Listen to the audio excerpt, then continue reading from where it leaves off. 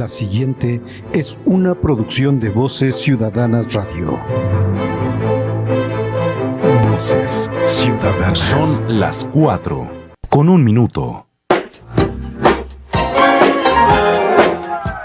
Ya está sintonizando En Fondo. ¡Comenzamos!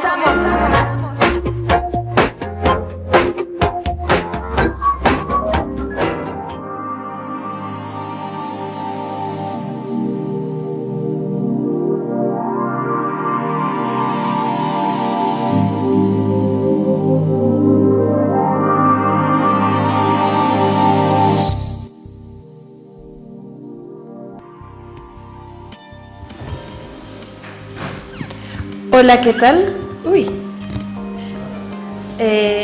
Ya estamos aquí en su programa En Fondo, como cada lunes. Yo soy Paola Alcocer y ustedes disculparán los segundos de tardanza, pero tuvimos una pequeña complicación con el micrófono, pero ya estamos aquí.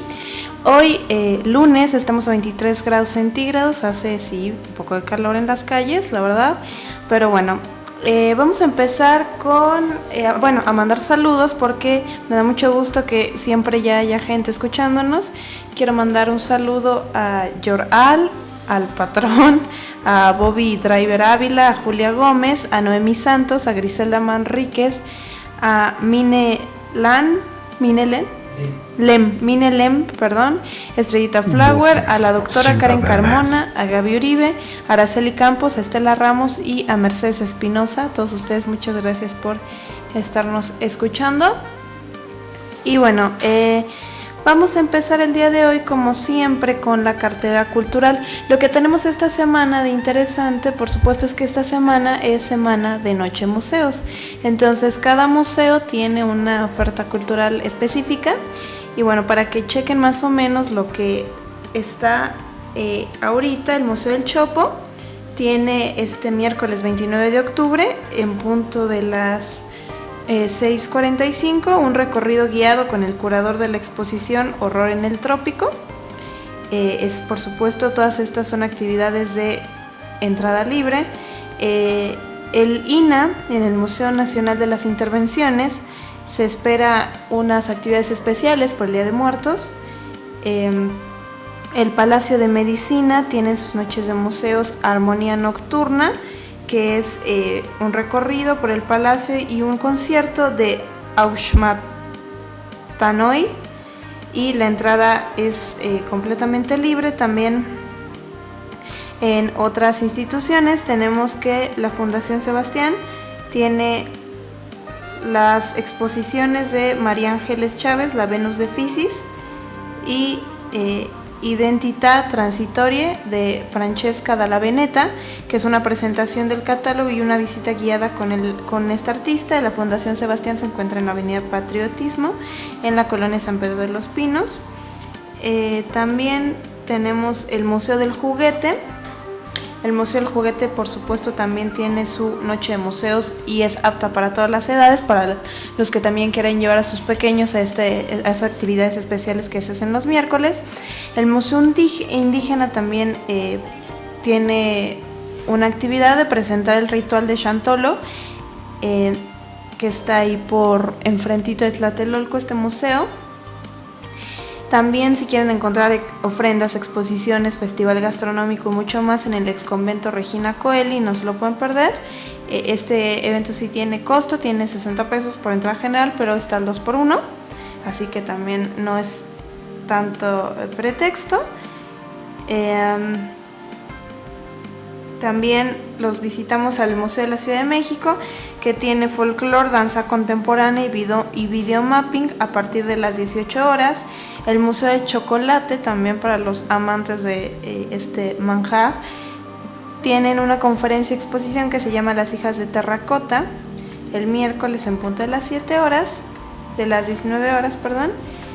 Y bueno, eso es más o menos el Centro Cultural Universitario Tlatelolco. También van a tener un evento en el Laboratorio Arte Alameda. Va a haber un concierto de Trasher Kids y una exposición Faro y Faro. Y bueno, eso es más o menos lo que va a suceder este miércoles en la noche de museos. También en el Museo José Luis Cuevas tenemos conciertos. en el Museo de las Constituciones, en la Academia de San Carlos. No se pueden perder todas estas actividades. Si quieren saber más y en específico de cada una de las instituciones, los invito a que visiten el Twitter de Noche Museos, donde vienen constantemente las actualizaciones de toda la cartelera cultural y museística. Y bueno, entre otras actividades también los quiero invitar a las muestras que está haciendo la Cineteca en este momento, y también a un festival muy importante que se llama Artes Docs, que está ocurriendo en el Centro Nacional de las Artes. ¿Por qué? Porque este festival es relativamente y exclusivamente dedicado al documental de arte. Entonces es muy interesante porque tiene mucha propuesta respecto a revisar lo que se está haciendo con el arte en este momento, lo que se hizo en el pasado.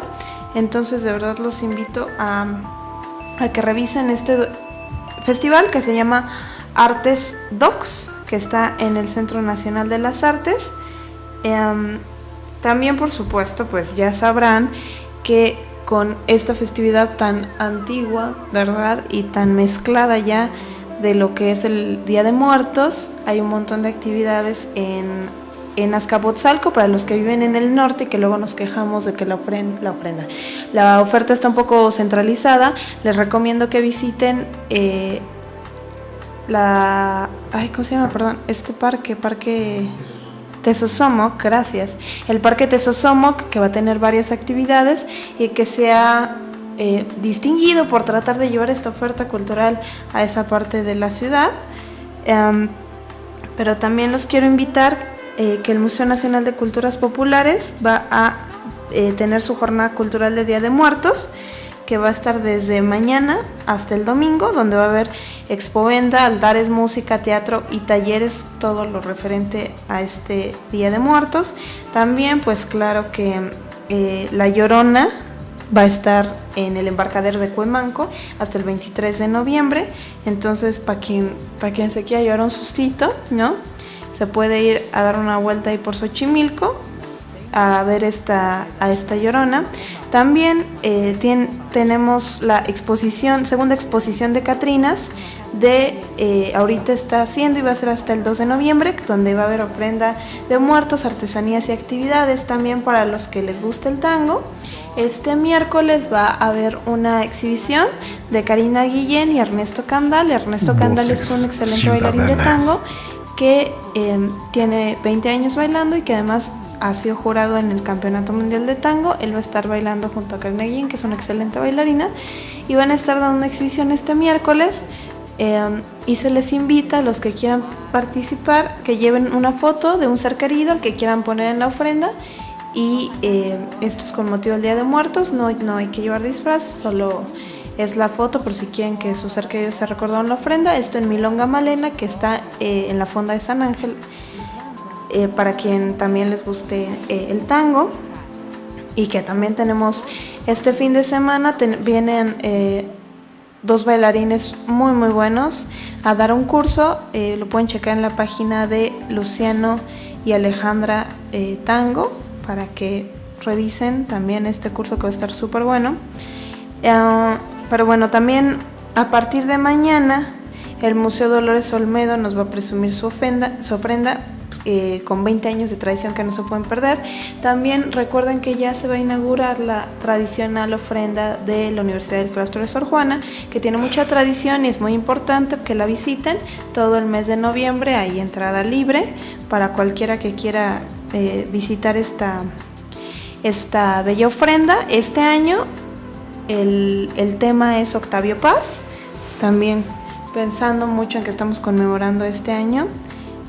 También para los que les guste andar en bici, tenemos el paseo nocturno en bicicleta el 1 de noviembre, y va a haber un concurso de disfraces de Día de Muertos para quien también se quiere ir a dar una vueltita disfrazado.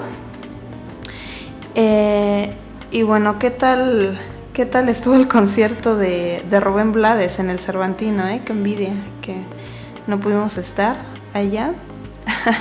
Pero bueno, entonces esto será todo.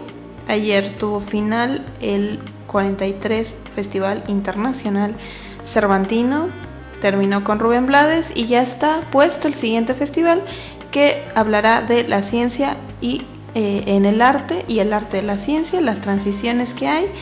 Y bueno, el país invitado, los países invitados serán Colombia, Chile y Perú.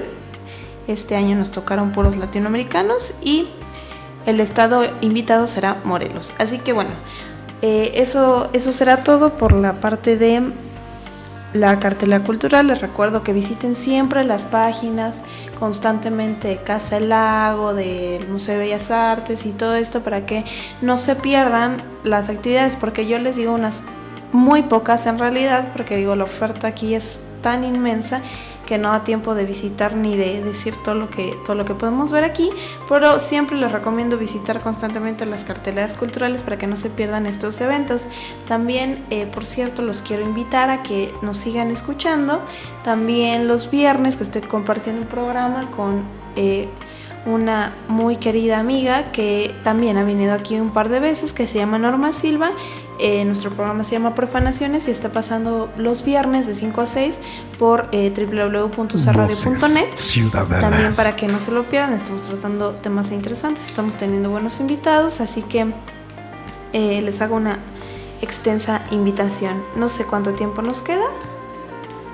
Bueno, estamos justo a tiempo, entonces vamos a ir a un rápido corte comercial y regresamos con la recomendación literaria del día de hoy.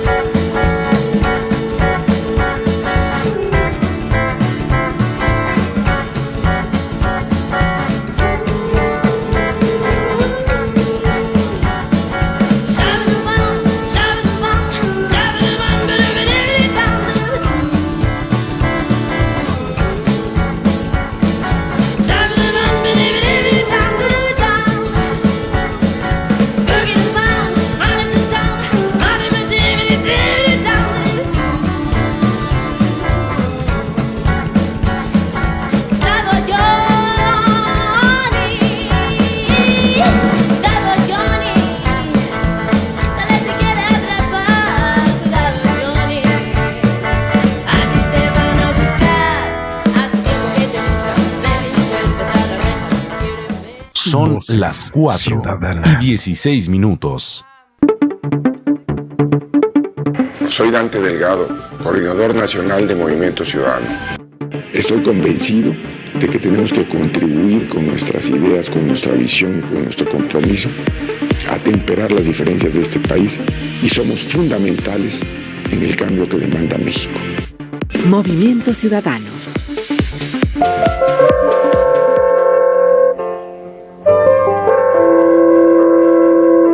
Hola, yo soy Connie Alavés y estoy contigo cada lunes de 6 a 8 de la noche.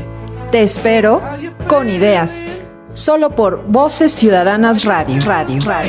Don't you realize the things we did, we're all for real, not a dream.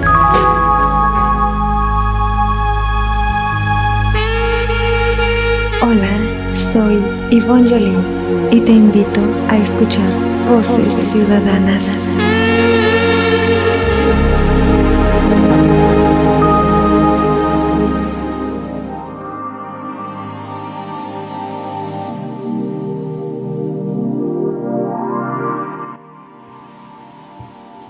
Ya estamos de vuelta y quiero empezar con la recomendación literaria del día de hoy.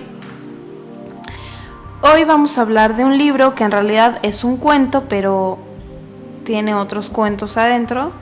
Este libro se llama Un médico rural, es de Franz Kafka, para muchos de nosotros muy conocido y estimado. Obviamente muchos seguramente conocerán su libro más famoso, que es La Metamorfosis, pero Kafka escribió otras cosas también.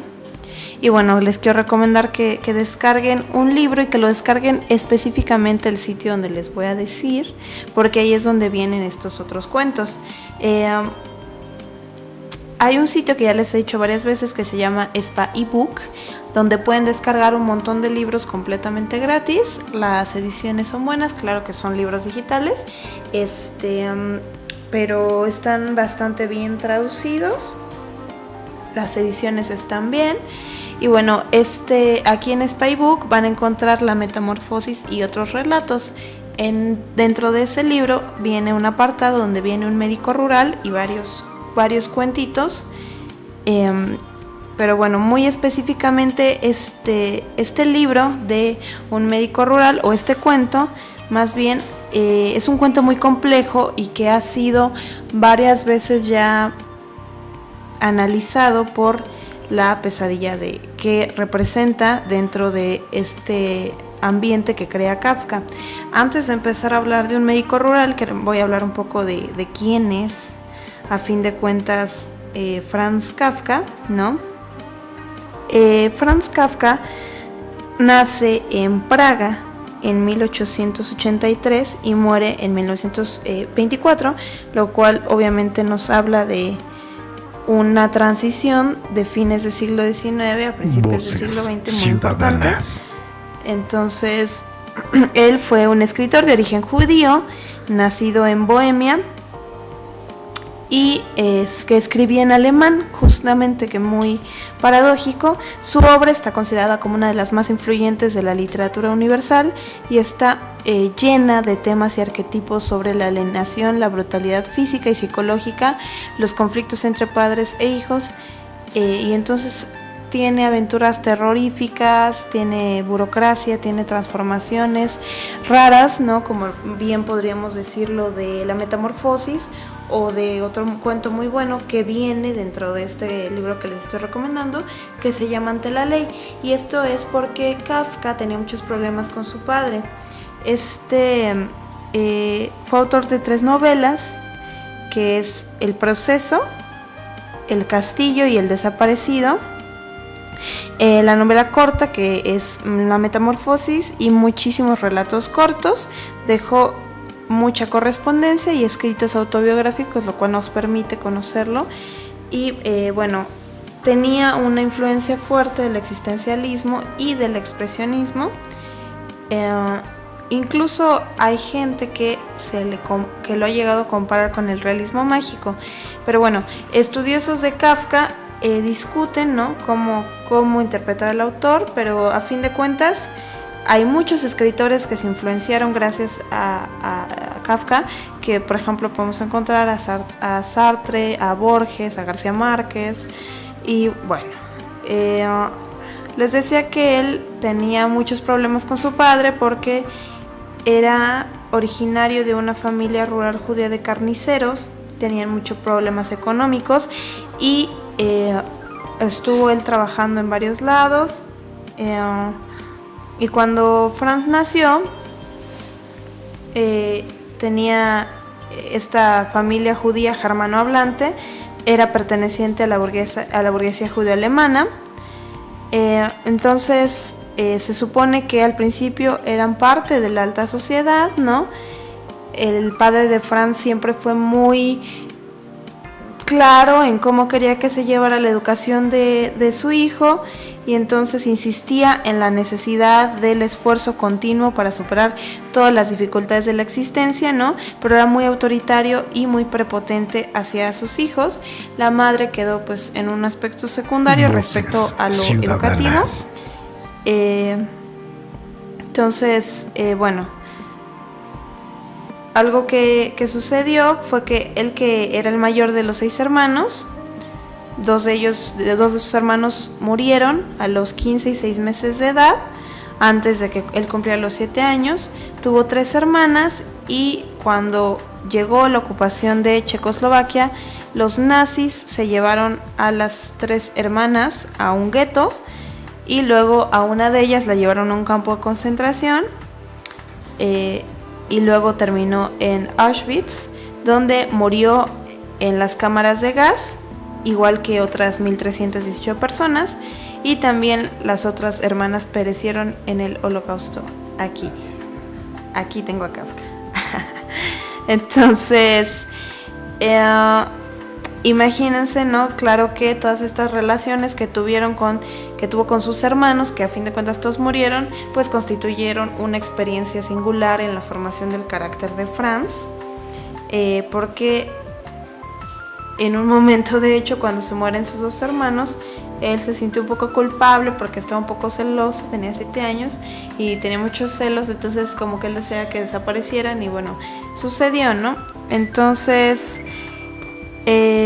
era muy, muy ilustrado, hablaba francés también, no solamente alemán y checo, cursó sus estudios primarios y luego cursó la secundaria entre los 10 y los 18 años y gracias. Y bueno, como estudiante tuvo un papel activo en la organización de actividades literarias y sociales, estuvo en varios clubes. Para quien no sabía, Kafka estudió Derecho, terminó la carrera de Derecho, estuvo realizando viajes al extranjero y en 1912 decidió que quería ser escritor. Escribió en 8 horas El juicio y a finales de noviembre terminó su obra Contemplación, una colección de 18 relatos que habían aparecido en diversos espacios. Y bueno, este libro le dio la oportunidad de darse a conocer como escritor ante la sociedad general. Y en 1915 llegó el famoso relato La Metamorfosis.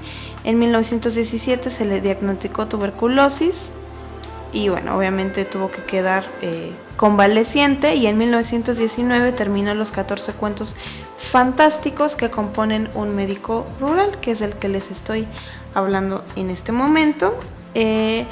Podemos ver en toda la obra de Kafka y en Un médico rural, en estos 14 cuentos fantásticos, aquí está el libro con la portada. Podemos ver cómo todo el tiempo está hablando Kafka acerca de la relación con este padre autoritario, porque de hecho en la intimidad él jamás dejó de menospreciar a su hijo y todo el tiempo lo estuvo tiranizando. Entonces todo el tiempo se está hablando de la patria, del juicio, de los hombres grandes y prepotentes que no dejan como a muchos personajes ser completamente libres, ¿no? Y siempre hay un cierto quiebre entre la figura del padre y el hijo, que siempre está, que nunca vemos en Kafka la imagen de un padre cariñoso, ¿no? Siempre tenemos estas figuras de hombres prepotentes y tiranos. Tuvo una relación difícil con una chica y bueno, que cuando le enseñó la metamorfosis y esta como que no le hizo gran caso, ¿no? Obviamente él se deprimió, imagínense, y bueno, aunque intentó casarse con ella, después ya no sucedió. Se trasladó a Berlín, pero bueno, obviamente estalló la Primera Guerra. No fue movilizado, por sus problemas de salud. Y bueno, estuvo escribiendo un montón de cosas durante ese tiempo. Pero lo importante, o lo que quiero decirles también, es que la interpretación de su obra es algo que se ha llevado todo el siglo XX y buena parte de este siglo XXI en el que vivimos, acerca de que si es modernista, si es existencialista, si es marxista, ¿no? Por ejemplo, en La colonia penitenciaria, que es un excelente cuento, ¿no? Donde vemos a a estos delincuentes, ¿no? O presos del Estado, donde están siendo condenados y hay una máquina que les está escribiendo su crimen, ¿no? Al mismo tiempo que va cortando y van como tatuándoles, ¿no? el nombre. Entonces, incluso Walter Benjamin llegó a hablar de Kafka porque es algo muy, muy impresionante. Pero bueno, quiero hablarles ya muy específico de Un médico rural, que tiene, como les decía, 14 cuentos: El nuevo abogado, un médico rural, En la galería, Un viejo manuscrito, Ante la ley, Chacales y árabes, Una visita a la mina, El pueblo más cercano, Un mensaje imperial, Preocupaciones de un padre de familia, 11 hijos, Un fratricidio, Un sueño e Informe para una academia. Estos son los cuentos que recoge este libro de Un médico rural. ¿Por qué es importante que lo leamos? Independientemente de que Kafka sea o no una de las grandes influencias de la literatura del siglo XX, ¿por qué es importante leer Un médico rural? Pues bueno, este cuento en específico, pero en realidad todo el libro, todo el tiempo habla como del sentido del cumplimiento del deber. El cuento de Un médico rural habla de un médico que se está debatiendo entre el cumplimiento de su deber, que es ir a salvar a un paciente a 10 millas, no tiene caballos, de repente aparece de la nada alguien que le presta unos caballos, pero a cambio no está diciendo que va a violar a su muchacha. Entonces él no sabe qué hacer y bueno, se va hacia el paciente, ¿no? Y tampoco logra salvar al paciente, que visita 10 millas de su casa. Entonces está mostrando ahí una fuerte contradicción, porque estamos viendo varios elementos importantes. Hay que decir que ahí la figura del caballo constantemente se toma en los cuentos de Kafka, de Un médico rural. Y bueno, el protagonista, este viejo médico de provincias, ¿no? Que además también su caballo acaba de morir, ¿no? Entonces, a partir de aquí se van desarrollando eventos que se tornan surrealistas, porque la gente que está en el pueblo al lado del enfermo está todo el tiempo adjudicándole un papel al médico como de salvador, y él mismo se pone en una posición de superioridad ante los otros, pero también reconoce su incapacidad para actuar en dicha situación, ¿no? Entonces es un personaje que está insatisfecho con su vida y que hasta el momento ha tenido, ¿no? Probablemente el resto del pueblo lo ve solamente como un médico, o sea, ha dejado, porque también ahí dice, se ha dejado de creer en la religión y ahora se cree en la medicina, como si eso pudiera hacer milagros, ¿no? Y eso también es interesante, porque estamos viendo esta transición del siglo XIX al siglo XX. En este cuento, ¿no? También se está burlando al propio médico, porque cuando se supone que es el único que podría salvarlo, de repente recurre una multitud, recorren niños a cantar, hasta los caballos parecen burlándose, ¿no? Del doctor, aunque asombra que el doctor más o menos esté acostumbrado de la burla, ¿no? Entonces, a pesar de que se va en un coche bien equipado, su caballo ha muerto y todo esto, su criada Rosa se encuentra del otro lado, donde seguramente está siendo violada por la persona que le prestó los caballos. Como que se hace un cambio automático, ¿no? Por la honra. Y entonces el doctor llega a casa del paciente sin dejar de pensar en lo que debe de estar soportando su criada. Y bueno, en pleno diagnóstico se da cuenta que se enfrenta a una gran disyuntiva, que es quedarse y tratar de salvar al enfermo, o escaparse y salvar a la criada. Parece una difícil decisión, ¿no? Porque en primera se pone a pensar como doctor y lo que se está esperando en el pueblo de él.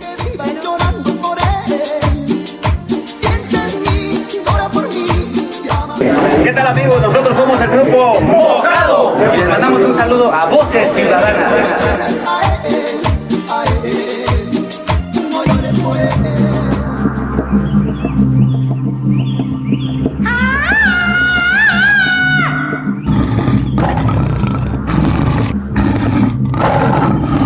Yo, Tarzán, Jaguar, yo. La hora del jaguar. Todos los miércoles a las 4 de la tarde. Por Voces Ciudadanas, radio. El orangután. Soy Dante Delgado, coordinador nacional de Movimiento Ciudadano. Vamos a darle una sacudida al país, porque México demanda un nuevo rumbo. Movimiento Ciudadano.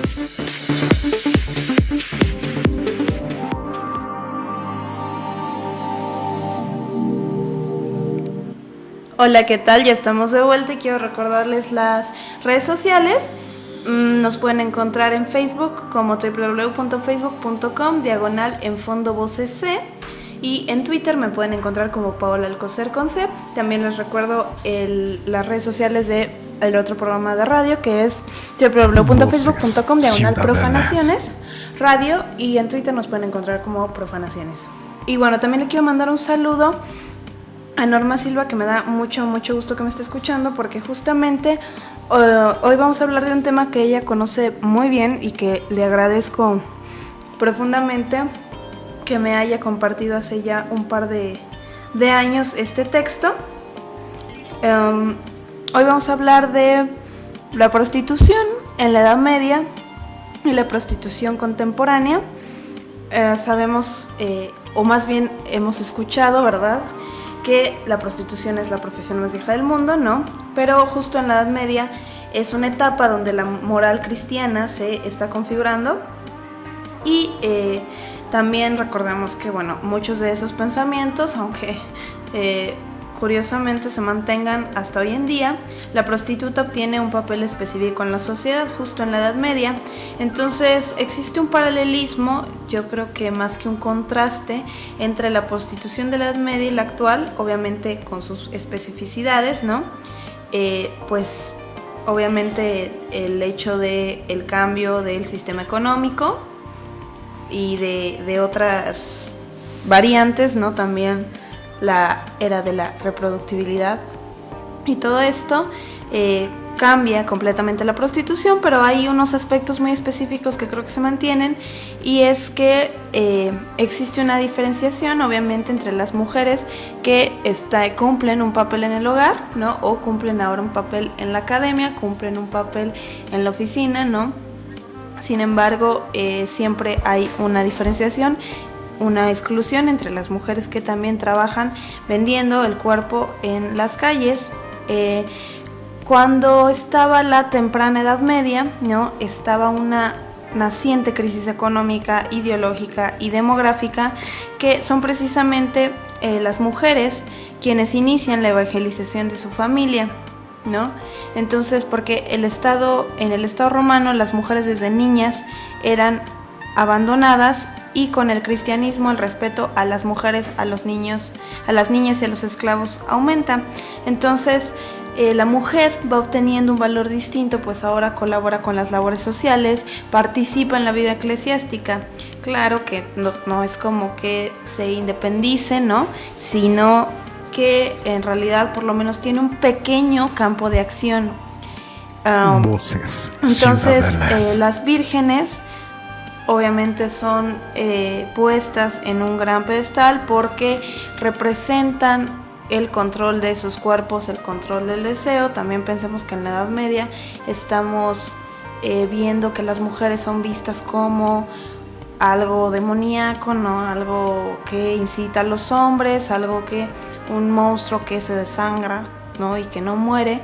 Entonces el hecho de la virginidad ponía a estas mujeres como unas mujeres moralmente muy valiosas y también económicamente, ¿no? Claro, entonces son pilares de su casa y de las buenas costumbres, Incluso las viudas pierden ese estigma que tienen en sí y también se convierten en colaboradoras de la evangelización. Entonces van tomando roles importantes en la sociedad, pero las prostitutas no son la excepción. En el siglo XV las prostitutas tenían como función canalizar las agresiones sexuales y proteger el matrimonio, como es esto, sobre todo la segunda parte, ¿no?, de proteger el matrimonio, pues porque la prostitución era una institución válida que era aceptada por la sociedad y respaldada por las autoridades civiles y eclesiásticas. No estaba visto casi como un mal necesario. Bueno, en este estudio, ¿no?, que este texto que me compartió Norma Silva, que es La prostitución en el medioevo, de Sonia Gogel, ella hace una distinción entre 3 niveles de prostitución, que era el prostibulum publicum, que era el burdel oficial, que era como una especie de baños muy similares a los baños turcos. Otro eran los burdeles privados y otro eran las prostitutas por cuenta propia. Si hacemos una comparación actual, ¿no?, también podríamos pensar que no ha variado un poco los 3 niveles, es decir, existen prostíbulos privados donde hay mujeres que son en su mayoría extranjeras y a los cuales solo pueden acceder personas con un alto valor adquisitivo. También tenemos prostíbulos populares donde no hay restricción para la entrada y los costos son mucho más accesibles. Y también encontramos prostitutas callejeras que pueden ejercer solas o en grupos. En clase de ser un grupo tienen personas, ¿no?, que las supervisan y les quitan parte de su ganancia para darles una protección. También incluso en este tipo de prostitución tenemos las prostitutas en zonas económicas de clase media alta y también en clase media baja.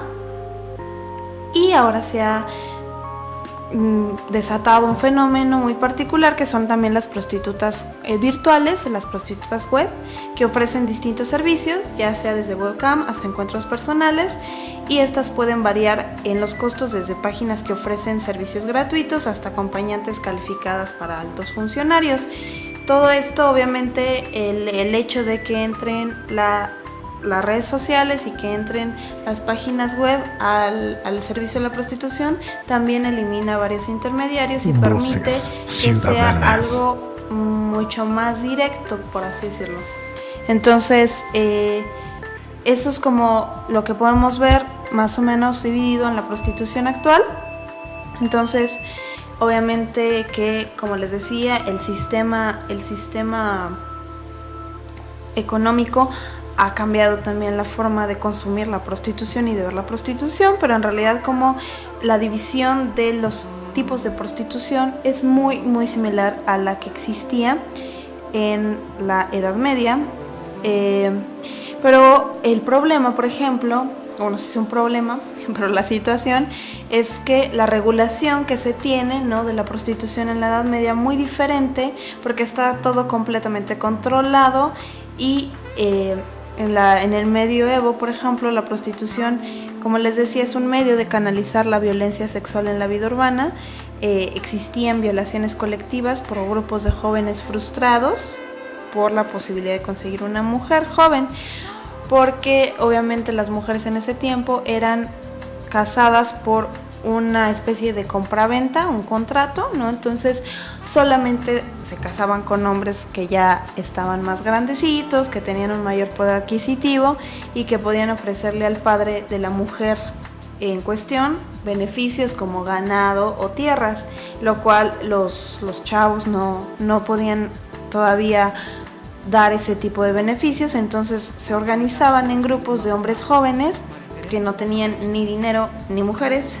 Entonces como que se solidarizaban por la edad y entonces por medio de acciones colectivas juveniles ejercían la violencia sexual. En estas hermandades en realidad están bien organizadas, entonces se instruía a los demás acerca del rol masculino y estos rituales eran violaciones masculinas para enseñar a los miembros acerca de la virilidad. Entonces también primero practicaban entre ellos, pues, y de hecho era una forma también estos grupos de mostrar una rebelión en contra del orden establecido que decía que tenías que tener cierta condición económica para poder casarte, ¿no? También, era un rechazo al orden social que los dejaba fuera, ¿no? Que también era una manera de exclusión. Entonces, si pensamos... Voces ciudadanas. Que existían autoridades en ese momento que deciden legitimarlos, ¿no? A estos grupos de jóvenes, como sucede ahora, ¿no? Legitiman a un grupo de jóvenes y los pueden controlar y así los usan para sus fines, que por cierto no tiene nada que ver con esto, pero estaba escuchando en la mañana nuevas noticias de MBS con Aristegui y estaban pasando una entrevista un comunicado, el 13º comunicado que manda Mireles desde la cárcel, y hubo una frase que me encantó que puso Mireles, que decía que en este país solo hay dos opciones ya, o las autodefensas o la fosa común. Esto respecto a lo que ha estado aconteciendo estos días en el país, pero que bueno, ya seguramente trataremos al final de este programa. Entonces, como les decía, cooptan, ¿no? Toman estos movimientos, los organizan para poderlos controlar, y entonces les dan el nombre de policías de las buenas costumbres. Entonces estos nuevos policías, ¿no? Se les da una dirección ordenadora y entonces ya los pueden, ya de pasar a ser violadores, ahora ya son socialmente útiles. Entonces ahora ya tienen como una tarea muy específica, que es violar a las mujeres que son deshonestas y adúlteras. ¿Cuántas de ustedes no les llegaría la policía de las buenas costumbres, verdad? Pero bueno, la mujer era por definición obviamente culpable de estas violaciones, que aparte es un pensamiento que tristemente permanece después de tantos siglos. Pero se debía sentir culpable, no es solamente un rol que se le diera a ella, sino que ella también tenía que asumir. Entonces todo el tiempo estaba siendo acusada, todo el tiempo estaba siendo señalada.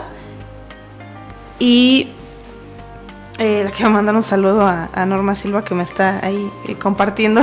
Es que veo que me está compartiendo y me da mucho gusto. Y bueno, entonces se tenía que estar en el papel de dominada, de obediente, de culpable. Y en realidad, pues bueno, como les decía, las cosas no han cambiado demasiado. Obviamente estamos en el siglo XXI ya. Con todo esto de las feministas, de los encuentros de las mujeres, ¿no? De estas redes que se han estado gestando en Latinoamérica y en todas las partes del mundo acerca de proyectar a la mujer y de devolverle, ¿no? Como un montón de derechos que, si bien se ha llevado un largo avance, todavía nos hemos quedado cortos. Hace poco hubo una exposición interesante acerca de estas prostitutas de la Merced, que aparte son un tema recurrente, ¿no? En todos estos imaginarios, no solamente colectivos, o sea, la sociología, el arte, la antropología han tomado estas prostitutas y han estudiado cómo es que se organizan, qué significa para ellas, ¿no? Y que incluso yo me acuerdo cuando era más pequeña, ¿no? Que eran muy diferentes ahora como son las prostitutas. Las zonas en las que están también indican ciertos precios, ciertas variantes. Entonces es interesante, ¿no? Porque en realidad no ha cambiado mucho este papel de la mujer. Prevalece este pensamiento machista, ¿no? De dominación y de control sobre la mujer, que provoca esta violación. Y sobre todo de culpabilidad, ¿no? Yo el otro día estaba horrorizada, estaba viendo, me estaban pintando el cabello, y entonces estaba viendo La Rosa de Guadalupe, que yo no sé por qué, o sea, yo no sé si hay un convenio, bueno, o sea, sí sé por qué, ¿no? Pero pareciera que hay un convenio entre todas las fondas y estéticas y tienditas del mundo, de México, donde ponen todo el día Televisa, entonces a la hora que vayas te tienes que chutar, estás comiendo y entonces estás viendo Laura, señorita Laura, y estás viendo un montón de cosas. Y entonces estaba viendo un capítulo de La Rosa de Guadalupe mientras me pintaban mi cabello y las chicas estas subían fotos, ¿no? Se ponían a hacer un concurso ahí para tener los más likes posibles en Facebook. Entonces pues una subían solo fotos de su cara y luego de repente pues una se le ocurrió que entre más enseña más vende, así lo dice literal, y entonces se empieza a quitar un poco de ropa, pero son niñitas como de 13 años, creo que. Y luego la otra también, y entonces ahí empiezan un juego raro y de repente pues llega un tipo ahí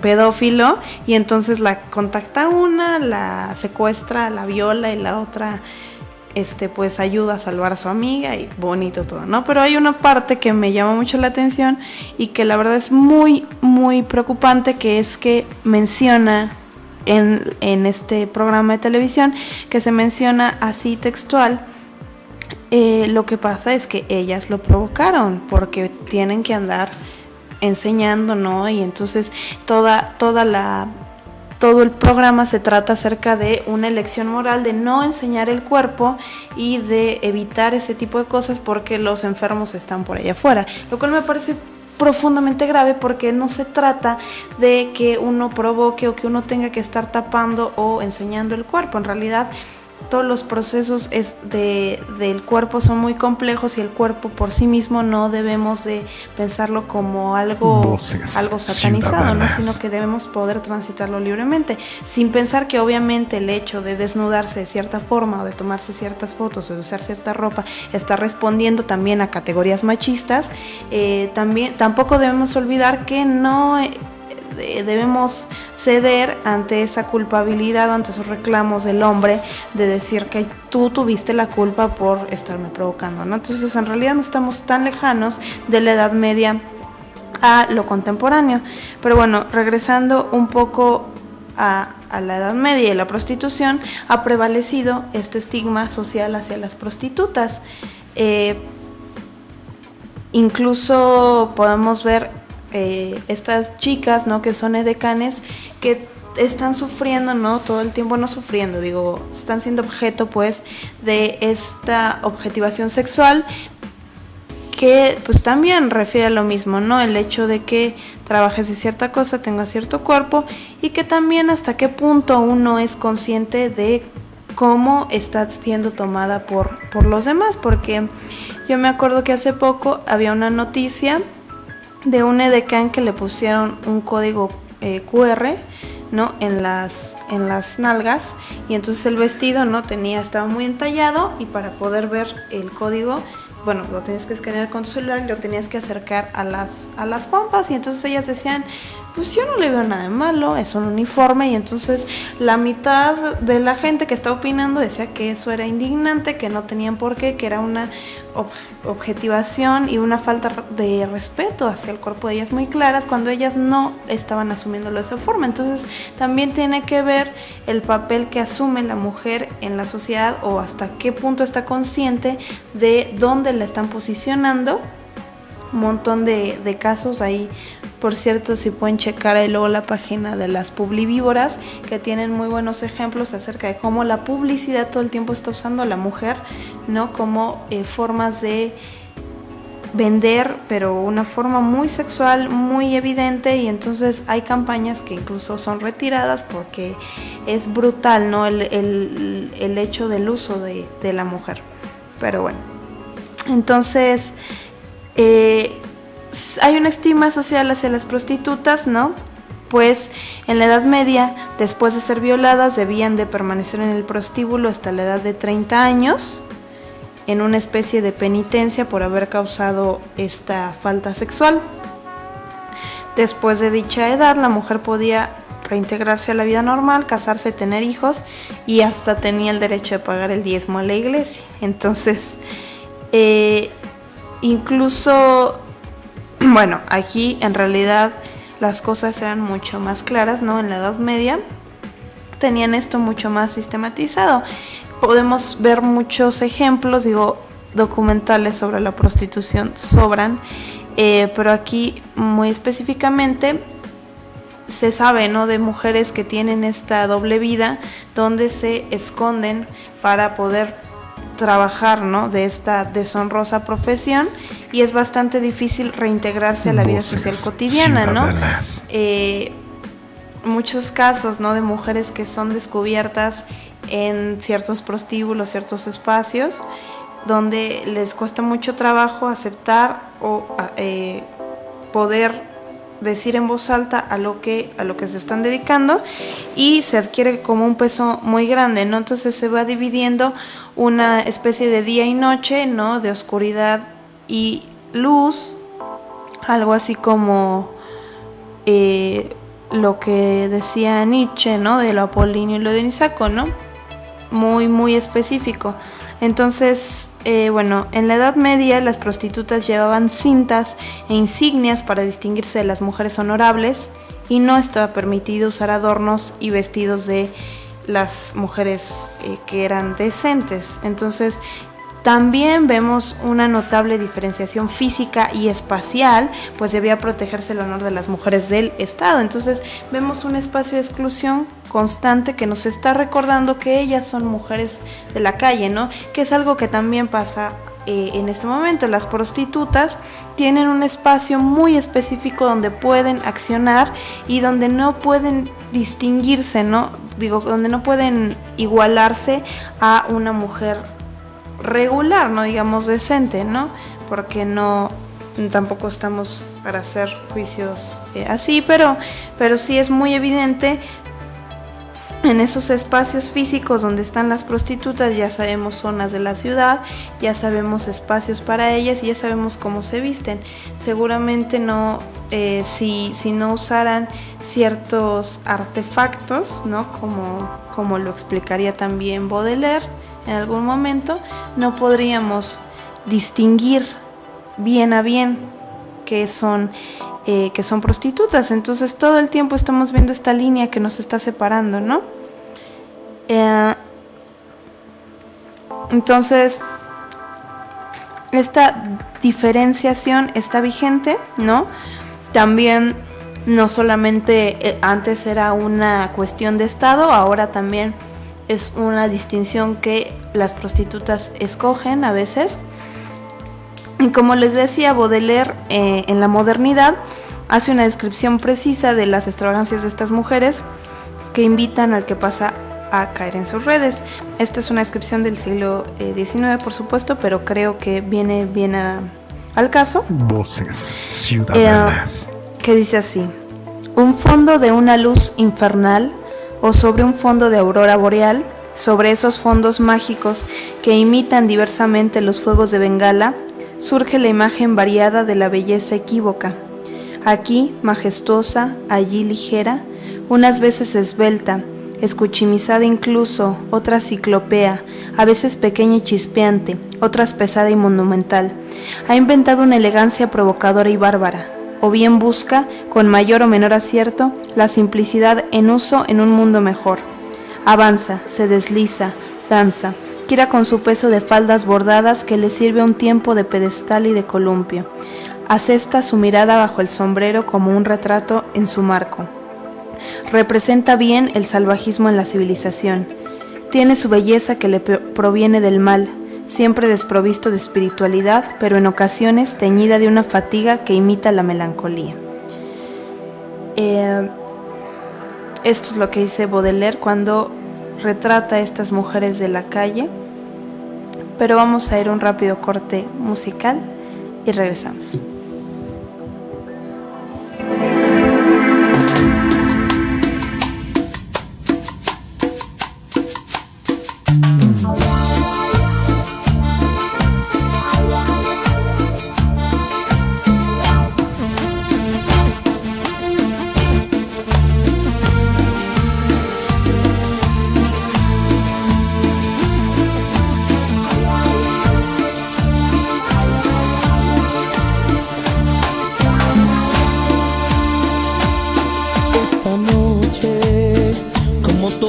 Las noches voy a hacerte mía de una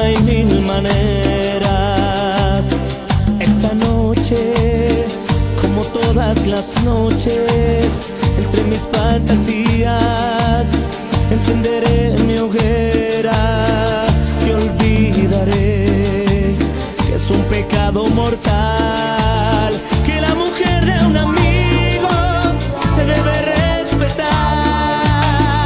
Amor pirata, amor de contrabando, amor ilegal, amor que mata siempre por la espalda, si es nuestro amor. Amor pirata, amor de contrabando, amor ilegal, amor de unas horas que todo devora en un cuarto de hotel.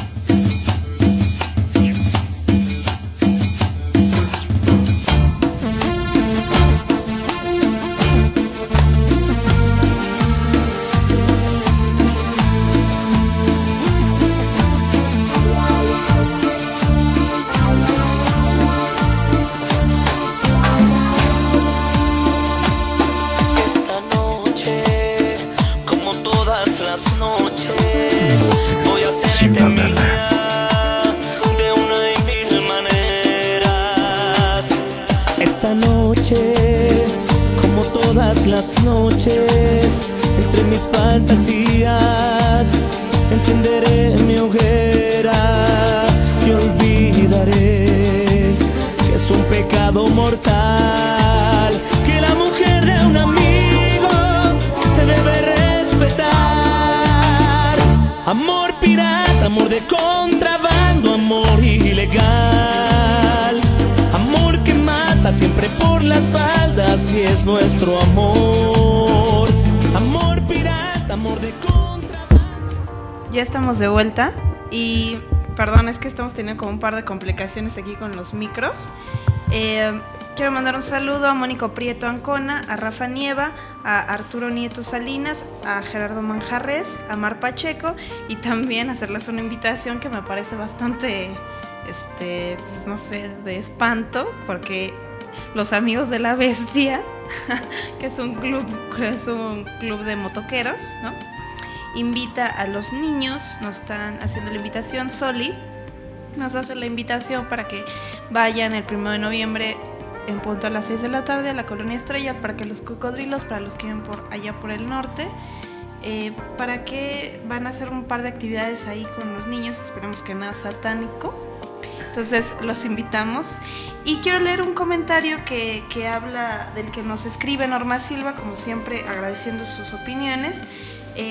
Ella nos decía que pensar el cambio económico y la división del cuerpo como un dispositivo político y económico del feudalismo al capitalismo que demanda obreros y con ello vientres máquina, que en la actualidad esta idea de la mujer como dadora de vida es cuestionado a las mujeres que deciden, ¿no?, o decidimos no tener hijos, más allá de los discursos de libertad, sino como cualquier persona más allá de su género podría decidirlo. Y me pregunta qué opino. Pues sí, en realidad es muy interesante, ¿no?, como todo el tiempo, que claro que lo dirá Foucault con su apología al poder, ¿no?, como los discursos nos están atravesando todo el tiempo, y el hecho incluso hay una parte de este texto que habla de la Edad Media, ¿no?, cuando dice que es necesario seguir poblando volver a poblar a la seguir poblando, ahora lo digo, espérate, estoy peleando aquí con el productor. Sí, que ocupan a las prostitutas ahora de pasar de ese espacio, ¿no?, de exclusión a volverlas como una manera de poder poblar otra vez por las guerras y todo esto, volver a poblar con nuevas almas para la iglesia. Entonces es muy interesante esto que dices acerca de el vientre máquina, porque en realidad pensando en la disolución, ¿no?, de estas categorías individuales y el pensarnos ya como masas, ¿no?, y y que estemos todo el tiempo ya pensando en cosas como la educación y el cuerpo y todo esto masificado con los medios de comunicación, con todo esto que también habla Walter Benjamin, ¿no? En la era de la reproductividad, donde todo el tiempo estamos siendo impactados, ¿no? Y que todo el tiempo estamos consumiendo estas grandes producciones acerca de todo lo que debemos ser y lo que no debemos ser, ha afectado profundamente la idea de la mujer, pero también la idea de los hijos, ¿no? También cuántos países no, precisamente con problemas de exceso de población, han pedido ya incluso poder limitar la cantidad de hijos que tenemos, ¿no? El caso de una parte de Oriente es claro, donde ya no se pueden atender todos estos casos por la sobrepoblación que existe en los países. Es muy interesante y también como tú dices, es una idea también de la capacidad de decisión que tenemos, porque muchos nos están todo el tiempo llegando estos discursos, ¿no? De la ONU y la UNESCO y el desarrollo humano y las capacidades que tenemos de decidir, pero en realidad todas las decisiones que tomamos están en función de lo que podamos realmente consumir. O sea, yo elijo no tener hijos porque tengo el acceso a ciertos tipos de pensamiento que me pueden hacer decidir no tenerlos, pero en realidad, ¿cuántas mujeres pueden de verdad no decidir tener hijos, ¿no? Vemos cómo hay una gran diferencia entre la periferia, entre los estados y la ciudad, y entre cómo se está gestando, ¿no? las mujeres, y también cómo siguen siendo excluidas cuando cometen un caso de adulterio, cómo siguen siendo señaladas cuando tienen esta infertilidad, y entonces se vuelve algo muy muy extraño que permanece a pesar de los siglos, ¿no? Aunque en una medida muy distinta. No sé qué piensas de lo que te digo, Norma, porque a veces me da un poco de bolas. No sé qué dije, pero espero que te haya contestado un poco. Como siempre, espero tus comentarios de vuelta. Pero como les decía, ¿no? Baudelaire hace este retrato que me parece además increíble, ¿no? Pensando como siempre que Baudelaire era todo un dandy. Pero bueno, regresando un poco a los siglos XIV y XV, ¿no?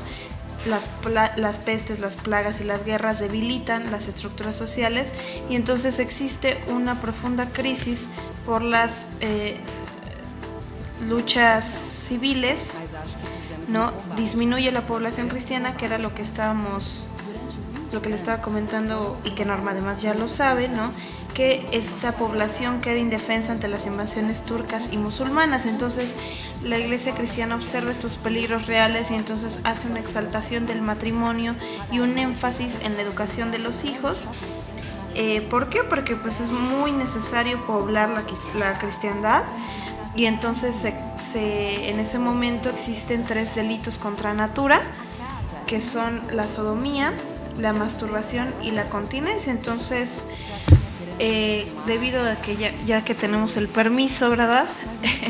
Los prostíbulos adquieren un carácter especial como una cuestión natural, ¿no? Entonces ya el hecho de cambiar la mirada hacia el sexo, ¿no? Y todo lo que necesitamos la iglesia, como necesitamos fieles, entonces se ve ya una cuestión natural. El prostíbulo pasa a ser una cuestión incluso obligada, que no debe ser reprimida, pues al hombre le da un carácter de normalidad social, moral y psicológica. El hombre que no acudiera con regularidad puede resultar sospechoso ante los ojos ajenos, que en realidad También ciudadanas. es muy interesante no ver también cómo siempre se puede decir mucho acerca de la estigmatización de la mujer o del papel que la mujer debe de cobrar en la sociedad, pero también el hombre siempre está siendo señalado acerca de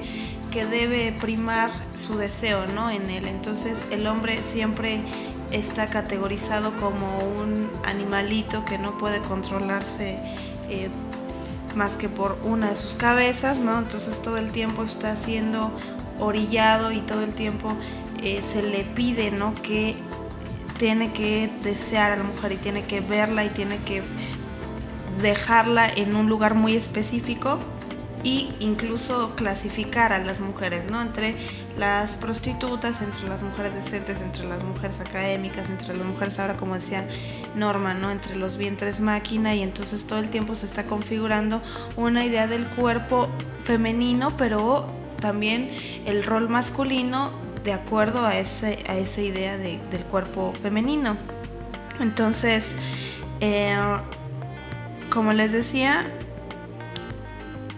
los clientes también, por ejemplo, si recuerdan este prostíbulo público, que era el espacio que estaba, digamos, regulado por el Estado, los clientes eran desde los 18 a los 40 años, acudían hombres de todos los estratos, hombres solteros, casados, autoridades civiles y eclesiásticas, y este rango de edad concuerda con también lo que pensamos estas viejas prácticas, o no tan viejas, ¿no? Donde a un niño se le obliga también a aceptar su sexualidad tempranamente, y entonces a empezar a revisar la idea de la mujer como una cosa, no como un objeto.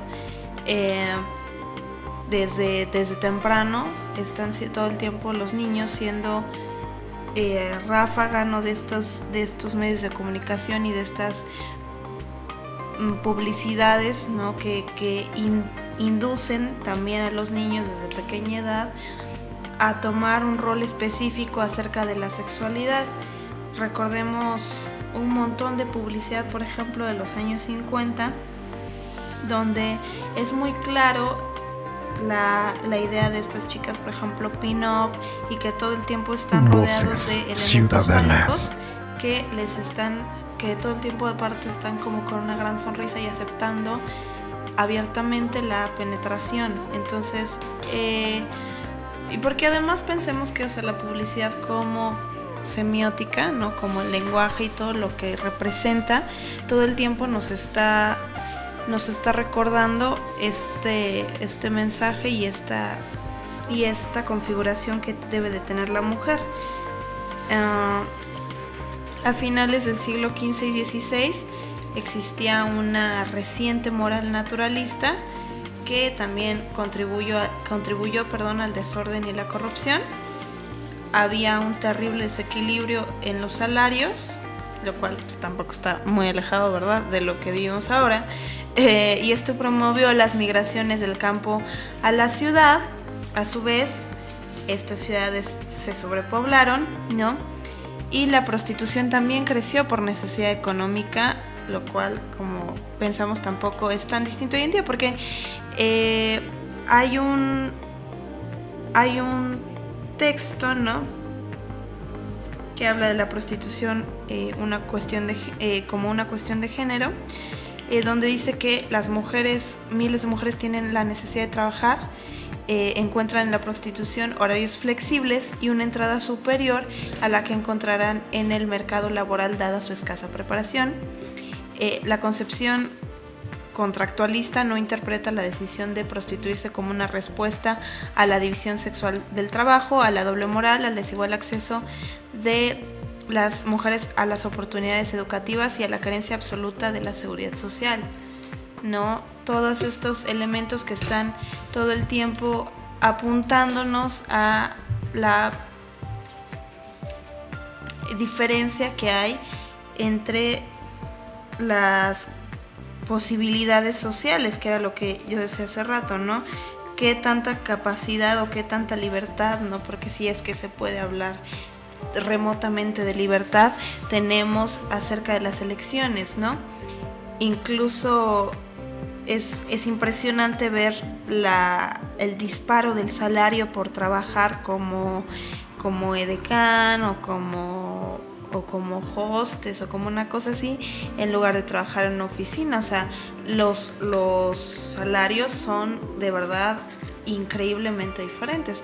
Cuando en una oficina te están pagando trabajar 6 días a la semana, 8 horas al día, te están pagando 2,100 pesos al mes, y trabajando de mesera en algún restaurante de esos tipo deportivos, no bares deportivos donde las chicas se visten muy escotadas, estamos viendo salarios de 15,000 pesos, donde trabajan más o menos el mismo horario, ¿no? Entonces sí, es una parte muy importante, y digo, no falta recordar este caso del priista, ¿no? Donde tiene una red de trata de blancas. O sea, todo esto está todo el tiempo configurando. La corrupción es un elemento muy importante también en que la prostitución actual se lleve. La trata de blancas es todo un tema que todavía no podemos solucionar, ¿no? Porque los derechos humanos, que para mí pues la verdad es que es una cosa muy... no me gusta mucho eso, pero digo, los derechos humanos se han quedado cortos, ¿no? Seguir hablando del tema. A fin de cuentas, la esclavitud, ¿no? Esa idea de que la esclavitud ya se abolió, pues en realidad es algo que sigue vigente hoy en día, ¿no? No solamente pensándolo desde el plano de la apología del poder, ¿no? Sino también esta idea de que seguimos siendo esclavos. Hay niños, hay mujeres, ¿no? en la trata de blancas, y que siempre se está haciendo una línea de exclusión. Hay una forma que me disculparán, creo que es Stuart Hall, pero no estoy muy segura, que habla de la discriminación señalada o algo así.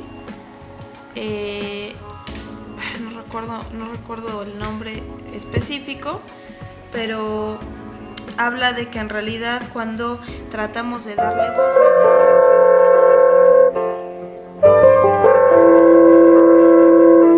Hola, yo soy Conia Lavés y estoy contigo cada lunes de 6 a 8 de la noche. Te espero con ideas, solo por Voces Ciudadanas Radio. Don't you realize the things we did for real, not a dream. Son las 5:30.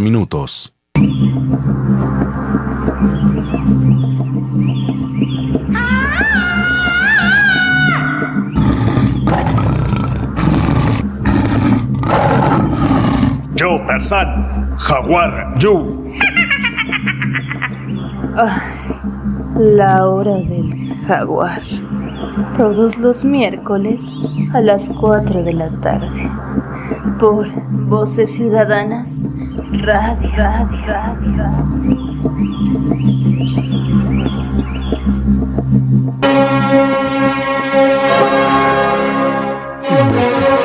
Querida, a mí me encanta el arte. Deberías leer un libro.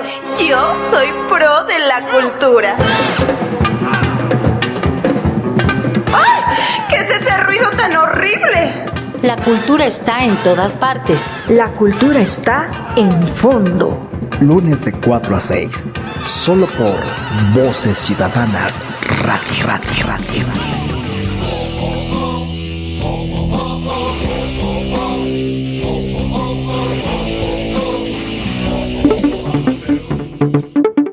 Soy Dante Delgado, coordinador nacional de Movimiento Ciudadano. Estoy convencido de que tenemos que contribuir con nuestras ideas, con nuestra visión y con nuestro compromiso a temperar las diferencias de este país, y somos fundamentales en el cambio que demanda México. Movimiento Ciudadano.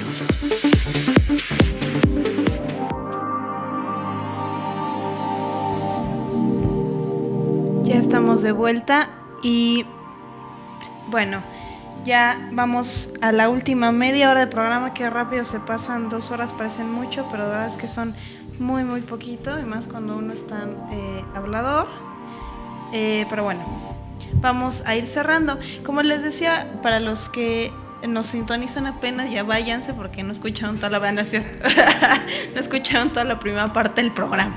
No, para los que no han todavía escuchado de qué estamos hablando hoy, estamos tratando de hacer como unas comparaciones entre la prostitución de la Edad Media y la prostitución contemporánea, todos los cambios que ha habido, como en la prostitución en la Edad Media estaba mucho más regulado, tenían una función social específica, ¿no? Y que ahora en realidad por los cambios económicos y los discursos que todo el tiempo están cambiando, ¿no? Y que nos están atravesando en la forma en la que nos asumimos roles de género, en que asumimos el cuerpo, pues se ha ido también cambiando esta forma de profesión. Entonces yo decía un poco antes del corte que mucho se ha hablado y hay muchos debates acerca de si la prostitución debe o no legalizarse, pero en la actualidad hay básicamente 3 formas de tratar legalmente la prostitución que se lleva a cabo actualmente en distintos países. Uno es el sistema reglamentarista, y es donde el Estado considera la prostitución como un mal menor, y esto es muy interesante, siempre ver las connotaciones que tiene decir bien y mal, ¿no? Un mal menor, y decide controlarlo. Entonces delimita espacios, horarios y características, establece un sistema de licencias y pone a disposición un sistema de control médico, establece derechos y obligaciones que deben seguir tanto los prestadores del servicio, que son las prostitutas, y los consumidores. Y esto, ¿no? Claramente la idea del cuerpo como un servicio. Tenemos una segunda forma de tratar legalmente la prostitución, que es el sistema prohibicionista, donde el Estado considera ya sea a los ejecutantes, que sean las prostitutas, los ejecutantes serían los consumidores o vendedores del servicio, que sean las prostitutas, que son que serían delincuentes, y asume, ¿no?, el papel de velador de las buenas costumbres. Y aquí regresamos, ¿no?, como a esta idea de la Edad Media, de la policía de las buenas costumbres, aunque son distintos, obviamente, pero seguimos con esta idea de las buenas costumbres, ¿no?, de la moral, de siglos atrás de catolicismo y cristianismo ya vencidos. Entonces el Estado asume este papel de velador y tiene una fuerte convicción en la defensa del matrimonio, y prohíbe cualquier tipo de oferta sexual por medio de la acción policial. Y también tenemos una tercera forma, que es el sistema abolicionista, que considera que cualquier forma de prostitución es una explotación del cuerpo, por lo que reglamentarlo sería perpetuar la injusticia. Tiene bases humanitarias y tiene un origen en el feminismo británico del siglo XIX. Entonces esta es una visión muy interesante, pero también hay que ver de acuerdo a la configuración del Estado, ¿no? Porque recordemos los problemas que teníamos, ¿no? La división sexual, la doble moral, el desigual acceso a las opciones educativas, ¿no? La carencia de seguridad social, la corrupción y todas estas cosas que pueden impedir que este sistema abolicionista pueda actuar. Pero bueno, el punto es que nos estamos quedando atorados, ¿no? Y también pensemos que para poder implementar un sistema así tendríamos que pensar en todo lo que implica, ¿no?, en todo el tabú que está alrededor de esta situación, que sigue siendo causa de sustos de muchas personas. Entonces, cuando termina la Edad Media, la prostitución pierde ese lugar privilegiado que tenía en la sociedad, porque ya no funciona para proteger a las esposas e hijas, o para valorar el matrimonio o el sexo, sino que funciona como una penitencia terrestre, como una represión de la mujer libre. Pensemos si esta penitencia o esta represión de la mujer libre no continúa siendo también la prostitución, ¿no? Hay que pensar como todas las aristas que tiene este tema. Y bueno, solo para que lo sigan pensando, les recomiendo revisar La prostitución, una cuestión de género, que está hecho más que nada con estadísticas y con formas de reglamentar la prostitución. Está interesante. También El fulgor de la noche, algunos aspectos de la prostitución callejera en México, de la Mas Marta. El pequeño fragmento que leí de Baudelaire es de El pintor de la vida moderna, y por supuesto La prostitución en el medioevo, de Sonia Gogol, del espacio estudiantil. Entonces vamos con esta canción que habla precisamente de la prostituta y volvemos para terminar el programa del día de hoy.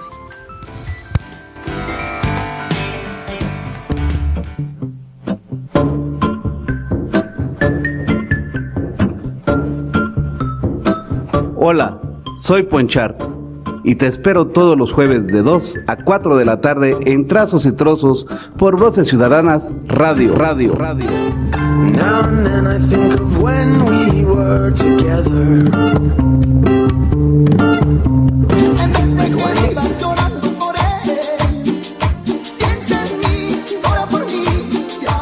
¿Qué tal, amigos? Nosotros somos el grupo Mojado y les mandamos un saludo a Voces Ciudadanas.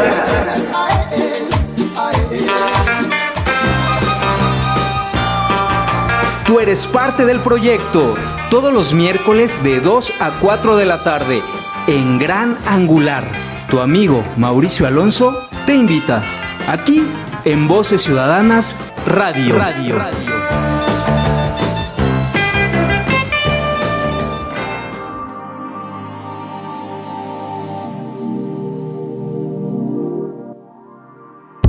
Ya estamos de vuelta para terminar el programa del día de hoy. Yo les había comentado la edición anterior de este programa, para los que no la pudieron revisar. Esta es mi última emisión como este formato de programa, ¿no? En fondo va a seguir, solo que vamos a revisar las posibilidades, ¿no? Esto por cuestiones de trabajo y cuestiones personales en las que yo no puedo seguir atendiendo este horario, pero vamos a estar revisando las posibilidades. En fondo va a continuar. No sabemos bien todavía, pero seguramente los vamos a tener informados, entonces esténse muy al pendiente. Para mí ha sido un placer y un honor poder compartir poca o mucha información, todas las recomendaciones literarias que les he dado durante este tiempo, la cartera cultural, nuestros grandes invitados a los cuales les mando un gran abrazo y un beso, que les agradezco profundamente el haber compartido este espacio conmigo. También le quiero agradecer a la persona que ha estado detrás de los controles todo el tiempo y que también me dio la oportunidad de participar en este espacio, que es Fernando Elías. Le agradezco por el espacio de difusión y de posibilidad que me entregó y que espero haber llevado bien a término. Entonces les quiero agradecer a todos ustedes por haberme escuchado un día más en fondo. Y bueno, esténse muy al pendientes porque les digo que en fondo no termina. Yo estaré avisándoles qué va a suceder con este programa, pero para que se puedan enterar tienen que revisar www.facebook.com/enfondovocc, donde vamos a estar comunicando las noticias. También me pueden seguir en el Twitter como Paola Alcocer, y también los invito a seguirme escuchando también los viernes en Profanaciones, en donde comparto micrófonos con mi querida Norma Silva. Profanaciones se transmite los viernes de 5 a 6 por UC Radio, www.ucradio.net, y nos pueden encontrar en Facebook como diagonal Profanaciones Radio y en Twitter como Profanaciones. Entonces tenemos como varios medios de contacto. Espero que no me pierdan o no nos perdamos la pista. Les quiero agradecer una vez más. Les quiero recordar la recomendación literaria del día de hoy, que fue Un médico rural de Franz Kafka, pero también les quiero recordar Corazón tan blanco de Javier Marías. También les quiero recordar Manon Lescaut de El Abad Prevost. También les quiero recordar Del amor y otros demonios de García Márquez, Ensayo sobre la ceguera de Saramago, y hemos también recomendado aquí Los cretinos y un par de libros más, así que no pueden perderse esas recomendaciones que de verdad pensé mucho para ustedes. También La broma de Milán Kundera.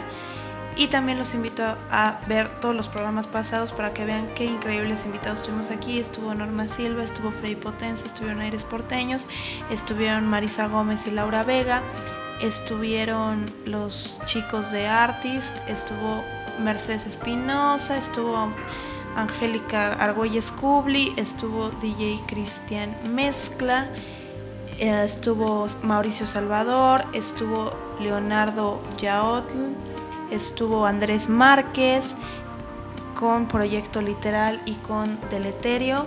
Voces Ciudadanas. Varios más que de verdad les agradezco haber venido a compartir un poco de su conocimiento conmigo y con el auditorio. Y por supuesto, gracias a todos ustedes que me han seguido en esta transmisión durante estos que llevamos como 3-4 meses, ¿no? Ya 4 meses al aire. Entonces espero de verdad podernos encontrar muy pronto con el nuevo formato que le vayamos a dar al programa. Yo me siento muy agradecida, entonces si quieren contactarse conmigo, recuerden que me pueden encontrar en Twitter como Paola Alcocer, y que no dejen de visitar el Facebook para que también se enteren de lo que va a estar sucediendo. Por mi parte ha sido todo. Estoy muy contenta y a la vez melancólica al terminar este espacio de trabajo, pero vamos a seguir en contacto, así que les mando un gran abrazo, un gran beso, y esto fue todo por hoy. Esto fue En Fondo con Paola Alcocer y espero que nos veamos muy muy pronto.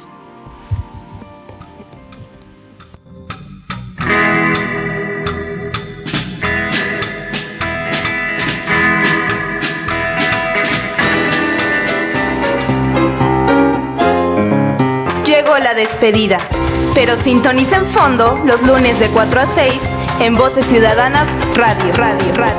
Tango negro, tango negro. Esto fue una producción de Voces Ciudadanas Radio.